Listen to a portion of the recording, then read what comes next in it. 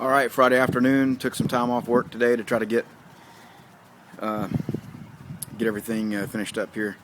So went to Lowe's, bought a 4x8 sheet of OSB, and had them rip it all up into 16-inch squares, for which we used to create the bases for these light holders or trees, whatever you want to call them. We made use of the studs on the paint booth to the extent that we could. So we got 3 mounted there, and I know there's probably a better way to do this, but this is how we're doing it, and hopefully it works out okay, and will provide some pretty decent light. So we got 10 of these guys. We got 3 going down the side of each car, and then 2 that are going to be on each ends, pointing at the ends of the car, and we're going to put those kind of on an angle, and they're going to extend past the corners on each side so that we get the corners lit up good, and put them on a very slight angle.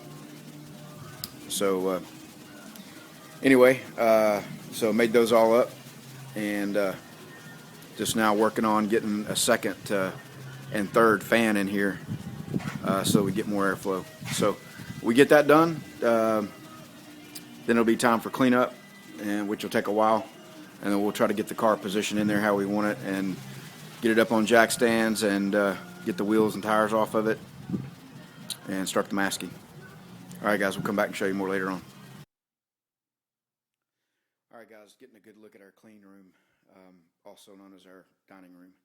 Yeah, not a very popular choice of clean rooms, but we're trying to keep everything out of the garage. And anyway, so we're going to take the fans off this radiator, and this is what we're going to use to create our second and third fans. And we're going to remove our exhaust filters from the outside and put those on the inside, and build our exhaust filter box in front of the fan so the paint gets filtered before it hits the fan. So should keep it all clean, and we can obviously use it again when we get ready to put it back on the car. All right, guys, well, we've added more fans. We've got 3 now. This guy was about 3,000 CFM, I believe is what it's rated for, and these 2 are SPA fans that we got that go in the 65 that we pulled out, borrowed temporarily, and I believe they are 1,100 CFM each. So basically adding 60-70% more airflow. So hopefully that'll make a difference. And I think got them mounted in there pretty secure. I don't think I've ever used this much duct tape, at least not since I lived in the home state I'm originally from, which is Alabama. You know how us Alabamians like to use a lot of duct tape. So anyway, we'll come back and show you more later on. All right, one last look at the car before we shut the garage door for good. Pretty windy today, so we don't want to get too much debris and stuff blowing around in there. So I'm going to close it up. I don't know if you can see it good or not. The sun's kind of got a little bit of an overcast on it. We got pretty decent clearance all the way around. We got about 3.5 feet here. Of course, we got plenty of room down this side, and left a little bit more room back here. We got about 4.5 feet on the back side, just because we got more to paint. There's basically not much to paint. We're going to paint the front valance off the car. Just there's some areas of it kind of once it's assembled that you can't get to real good. A lot of between the front valance and the stone deflector, just some funky spots. So it'll be better to paint it off the car. And there is a little bit of a wraparound right here, about this much. That could slightly look a little different, but it's down so low, and guys, this ain't going to be a perfect paint job. We're going to make it look as good as we can. We're going to prep it as good as we can, and but it's not going to be perfect, and that's okay. We're going to make it as good as we can, though. All right, guys, I'm going to shut the door and keep working here. Start the masking process. We'll come back and show you more later on. All right, there's a look at the trunk jam, all masked up.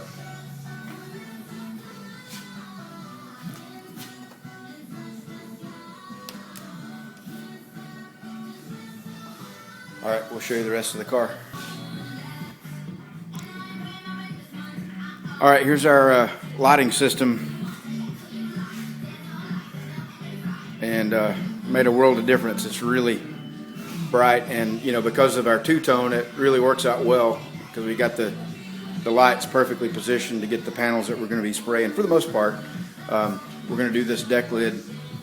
It's the only horizontal panel that's getting done, and there's a big 8-foot light above it, so it's got pretty good light on it. And more lights down this way. So,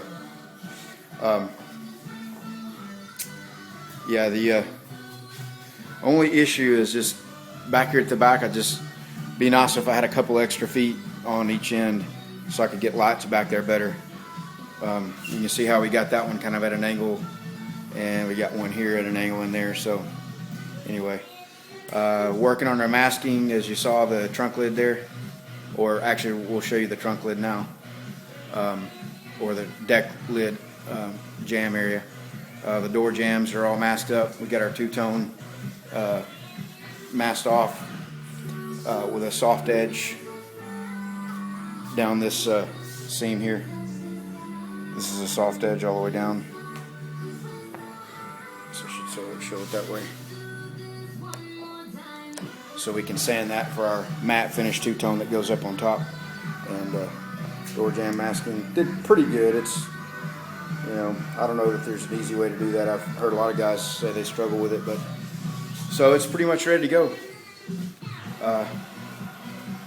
Gonna come back out in the morning and finish up the masking just around the bottom of the car, and wipe it off with wax and grease remover, wet down the floor, and we'll be ready to spray.